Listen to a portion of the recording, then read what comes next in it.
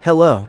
In this review, we'll be talking about the Soviet S-75 surface-to-air missile system. Also known as SA-2 Guideline, it was the first Soviet mobile surface-to-air missile system developed to protect strategic and administrative sites, and it made a name for itself both in Vietnam and after intercepting American reconnaissance aircraft. I've already mentioned this system in my review of the F-111. If you haven't seen that one, I highly recommend checking it out. The link is in the description. In this video, I'll go over the different versions of the S-75 system, explain why the Soviet Union was in a hurry to get the surface-to-air missile system into service, why its development was so problematic, and what the key versions are capable of and what they represent overall. Before we begin, don't forget to subscribe to the channel and click like. It helps make our content better. Let's burn. To fully understand the origins of the S-series of missile systems, we need to go back to the very first system in this class, the stationary S-25 surface-to-air missile system. Work on its development began around 1949-1950, when Stalin ordered the creation of a surface-to-air missile system capable of defending Moscow. The goal was to build several layers of defense around the capital at various distances, which would allow Moscow to be protected in the event of an air attack. I won't go into too much detail about what the S-25 was. There will be a separate review of it on the channel. The key point is that it was stationary. It used a radar station for target detection and missile guidance, operating in the 10-centimeter wavelength range. The missiles themselves were large and cumbersome. The system looked nothing like the modern missile systems we're familiar with today, like the S-300 or S-400. Each launcher carried only a single missile. The S-25 was officially adopted into service in the 1950s. Stalin was pushing hard for the system to be deployed as quickly as possible, so development moved fast.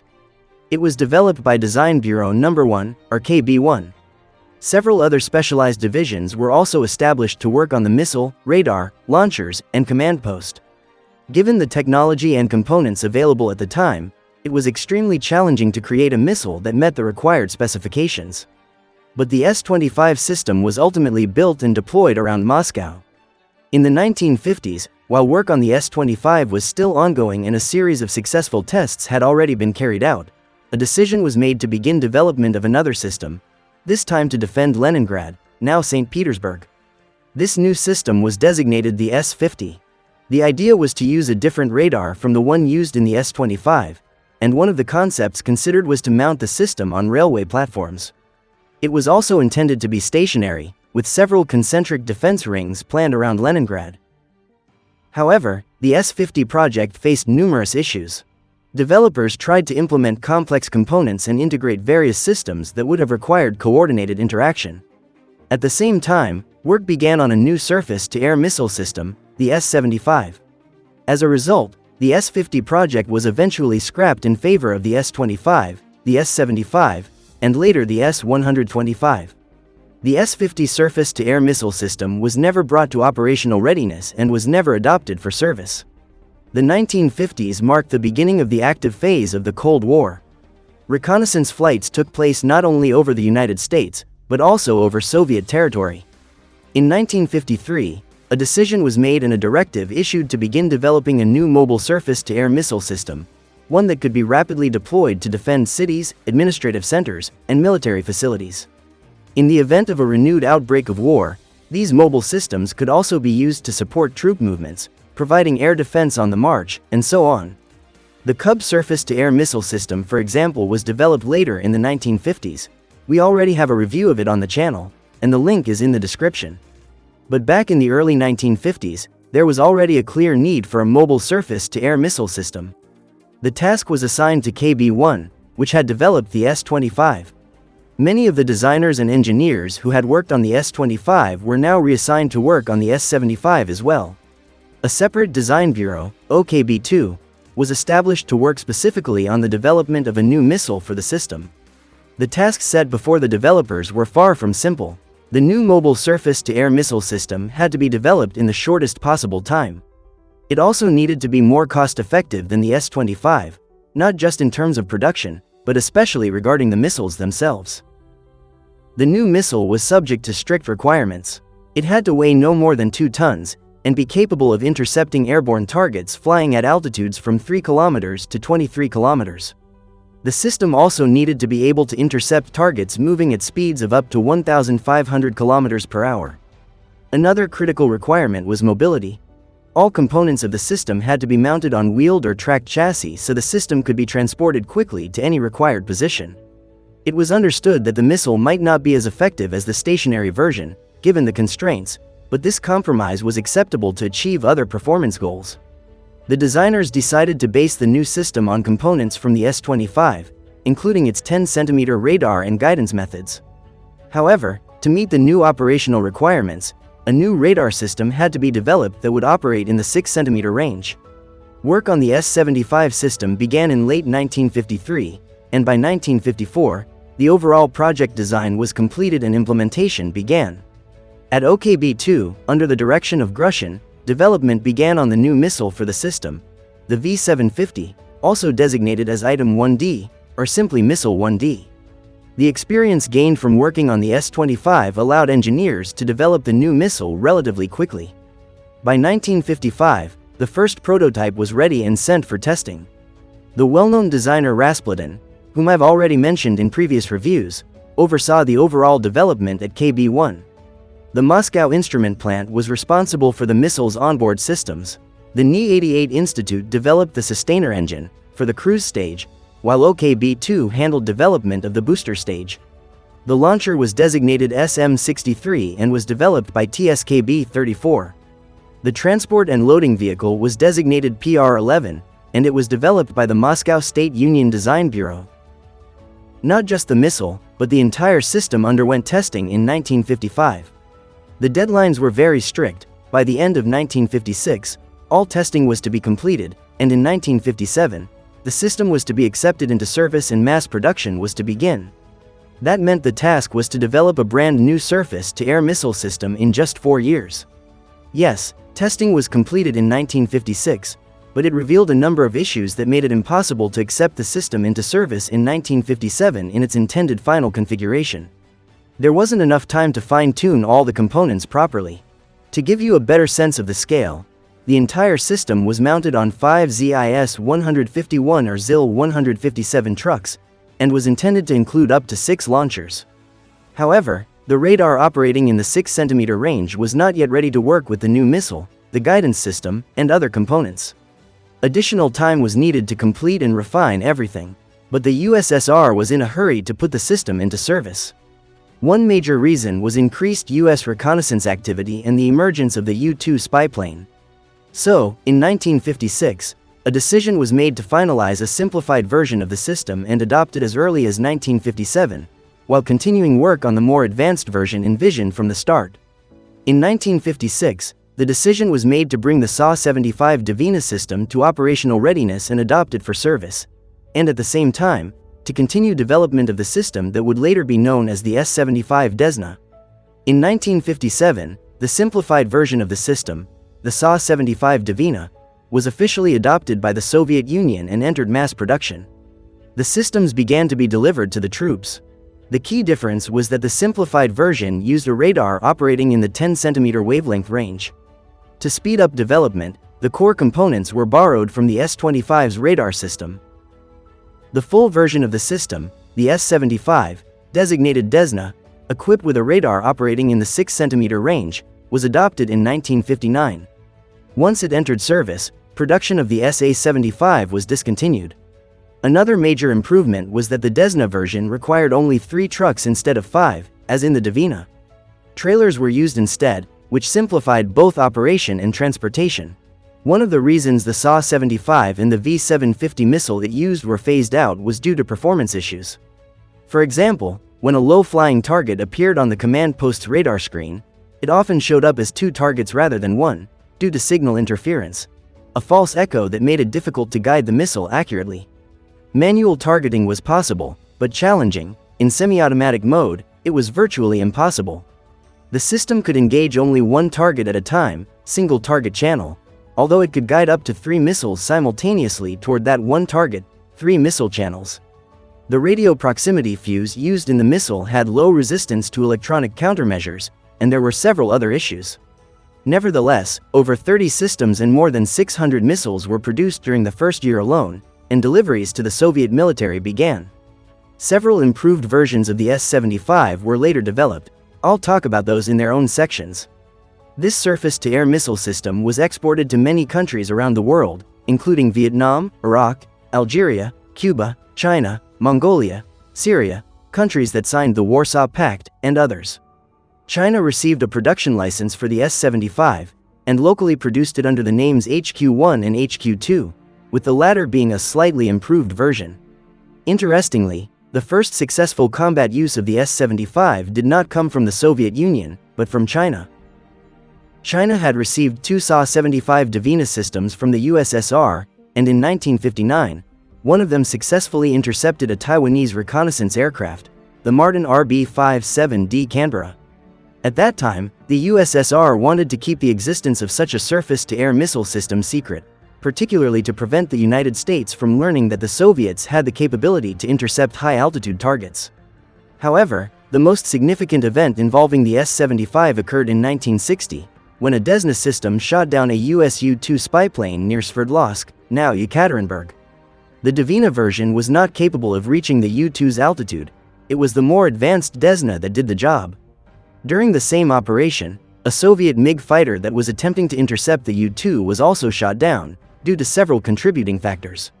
Still, this incident sent a clear message to the United States: flying reconnaissance missions over Soviet airspace had become dangerous. Later, in 1962, during the Cuban Missile Crisis, an S-75 once again successfully shot down a US U-2 over Cuba. But the true showcase of the S-75 system came during the Vietnam War. A very large number of American aircraft were shot down by the S-75. Its appearance in the Soviet arsenal prompted the United States to begin development of the AGM-45 Shrike anti-radiation missile, a weapon designed specifically to target surface-to-air missile system radars. The use of the Shrike in Vietnam ultimately helped reduce U.S. aircraft losses. We previously covered this missile in a separate review. The link is in the description. According to various estimates, the S-75 in Vietnam destroyed anywhere from several hundred to over 1,000 American aircraft, ranging from ground attack planes to bombers. However, Soviet and American records on this differ significantly. One of the reasons is that it was often impossible to determine exactly what type of weapon brought down a particular aircraft. The S-75 was also used by Egypt during the Six-Day War against Israel, by Iraq against U.S. aircraft during the 1991 Gulf War, and by Syria in several conflicts. In some countries, the system still exists in storage, though in many cases, the missiles are no longer available, since they haven't been produced in decades. That said, as of the early 2000s, a number of African countries still had both operational systems and a stockpile of missiles in service. And that wraps up the story of this legendary air defense system. Now let's take a closer look at the basic version. The simplified version of the SA-75 Dvina was deployed using 5 trucks, not including the launchers themselves. An antenna post was mounted on KZU-16 artillery trailers, containing a compartment with the transmitter and the high-frequency portion of the receiver equipment, as well as the command transmission station, with the antenna system installed on the roof. The command and guidance post was mounted on a ZIS-151 or ZIL-157 truck. Another truck carried the launch control system, and additional trucks were used for the power supply units. The system included 6 SM-63 launchers, each armed with a V-750 missile, along with PR-11 transport and loading vehicles for reloading. The B-200 radar station operated in the 10-centimeter range. One of the notable issues with the system was the extremely loud noise in the cabin. The equipment operated so noisily that it was hard for the crew to concentrate during operation. Missile targeting could be done in both manual and semi-automatic modes, with radio command guidance. Dedicated operator stations with indicators were provided for manual and semi-automatic tracking. These displays would highlight the target area in range and show it in an enlarged scale for more precise control. The SM-63 launcher was a single-rail system, capable of launching only one V-750 missile at a time. The launcher used an electric drive, allowing it to rotate and align with the target. It had 360-degree horizontal rotation, and could elevate from 0 degrees to plus 75 degrees vertically. Once a target was detected, the radar antenna would turn toward it to acquire and track the target, and the missile would automatically rotate in the same direction. The guidance commands for aligning the launcher with the missile launch trajectory were generated by the system's onboard equipment. The command post and radar station were placed together with other system components, but the 6 launchers were positioned up to 75 meters away from the command center. The PR-11 reload vehicles were positioned close to the launchers. Reloading took just a few minutes, but setting up and deploying the entire system initially took up to 4 hours, which was quite long. That may seem excessive by today's standards, especially compared to more modern systems like the S-300, which can be deployed far more rapidly, but it's important to understand the context of the time. Despite being classified as a mobile air defense system, the S-75 often changed positions only once or twice a year. For extended detection capabilities, the system could also be paired with the P-12 UNICE radar and the PRV-10 height-finding radar. The V-750 missile, along with all subsequent variants used in the S-75 system, generally followed the same overall layout, though several improvements were introduced over time. The missile was 2-stage. In the nose section, behind the radome, was the transmitting antenna for the radio proximity fuse. Next came the high-explosive fragmentation warhead, weighing 130 kg. Following that was the fuel section, as the missile was powered by a liquid-fueled sustainer engine and a solid-fueled booster for the initial stage. This section housed separate oxidizer and fuel tanks. Next was the control unit, which included the power supply, radio equipment, and other internal systems. Externally, X-shaped stabilizers were mounted on the body. Behind them was the sustainer engine. At the tail of the sustainer stage were X-shaped aerodynamic control fins. Finally came the separable booster stage, powered by a solid propellant engine. The sustainer stage had a diameter of 0.5 meters, while the booster stage was 0.7 meters in diameter. The booster also featured X-shaped stabilizers with ailerons on the outside. 4.5 seconds after launch, the booster was jettisoned, along with the interstage section that connected the first and second stages. Importantly, the sustainer engine was ignited before the booster separated. One additional feature: the receiver antenna for radio command guidance was located beneath the booster, meaning the missile could only begin receiving guidance commands after booster separation. The V-750 missile weighed 2,300 kilograms and was 10.7 meters long. It could reach speeds of up to Mach 3.1, or approximately 3,790 kilometers per hour. It was capable of intercepting airborne targets flying at speeds of up to 1,100 kilometers per hour. The V-750, also known as Item 1D, could engage targets at altitudes ranging from 3 kilometers to 22 kilometers, and at ranges from 7 kilometers to 30 kilometers. It's worth noting that shortly after the SA-75 Dvina was introduced, it was equipped with an improved missile, the V-750V, or Item 11D. This version featured a new liquid-fueled sustainer engine with increased thrust, allowing the system to engage targets flying at altitudes of up to 25 kilometers. The upgraded system received the designation SA-75M Dvina. The warhead could be detonated either by the proximity fuse or by command from the control station. Upon detonation, the missile's fragments could destroy targets within a radius of up to 240 meters, especially effective against high-altitude reconnaissance aircraft like the U-2. If the missile missed, a self-destruct command would be sent from the control station. The system could track and engage one target at a time, and fire up to 3 missiles per target. The improved 11D missile was produced in several variants, both for domestic use and for export. One notable feature of this missile was that it could be equipped with a nuclear warhead to defeat group targets. The yield of the nuclear warhead was 15 kilotons. The S-75 Desna variant was the first version of the system to fully meet the original requirements set out during the development phase.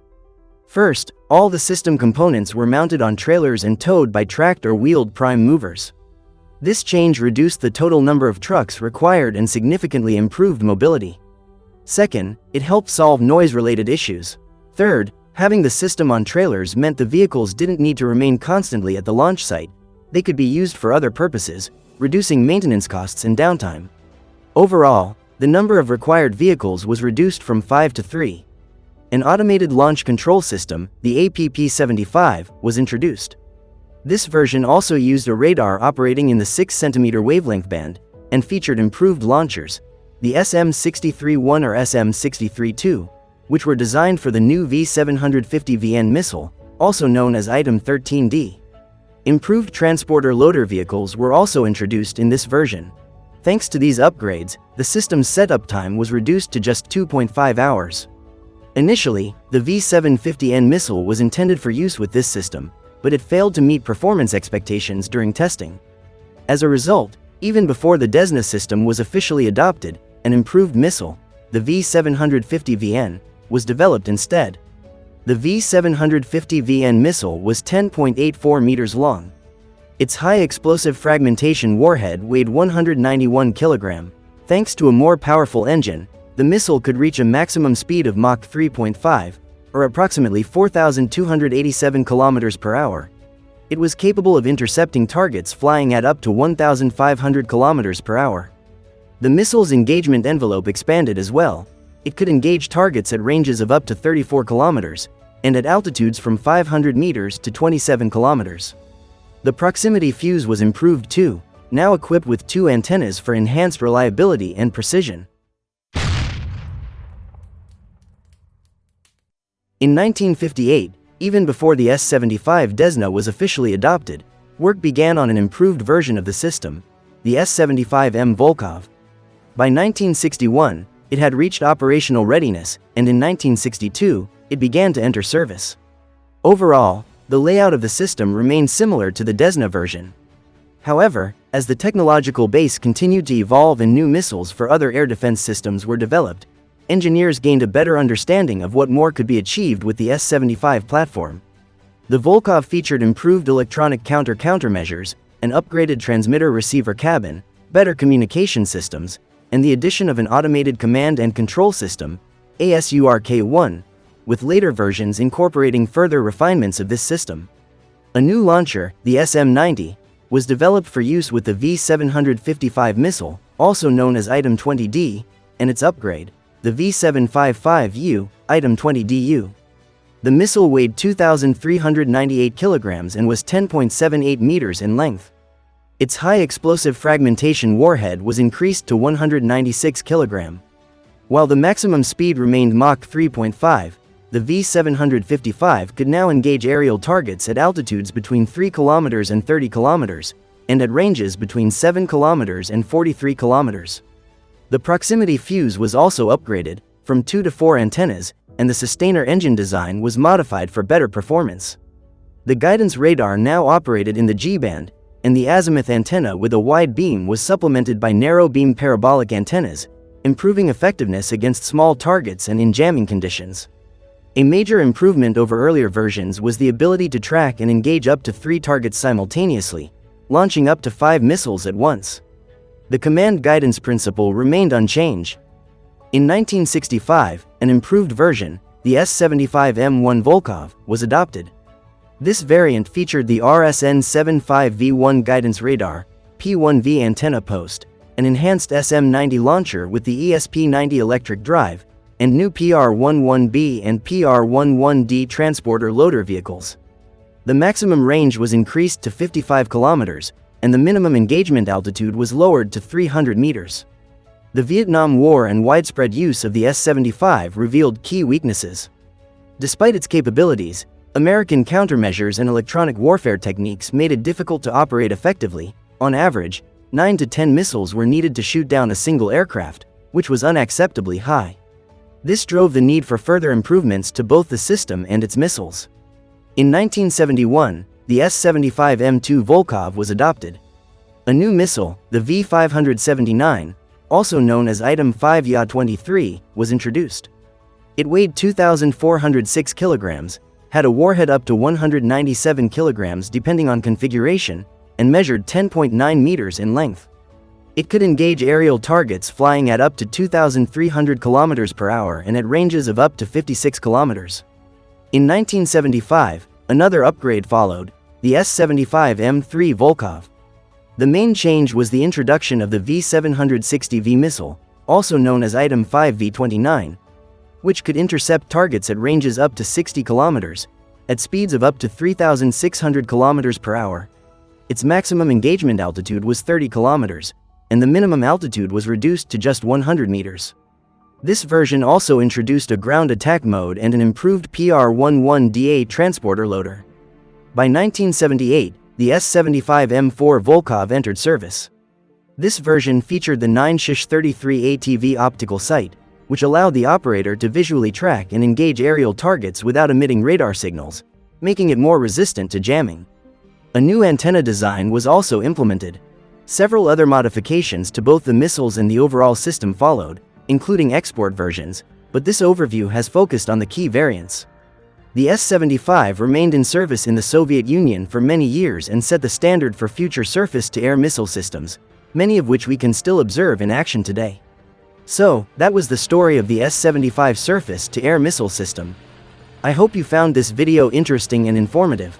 Don't forget to subscribe to the channel and click like. That's all from me, wishing you peaceful skies. Take care, bye.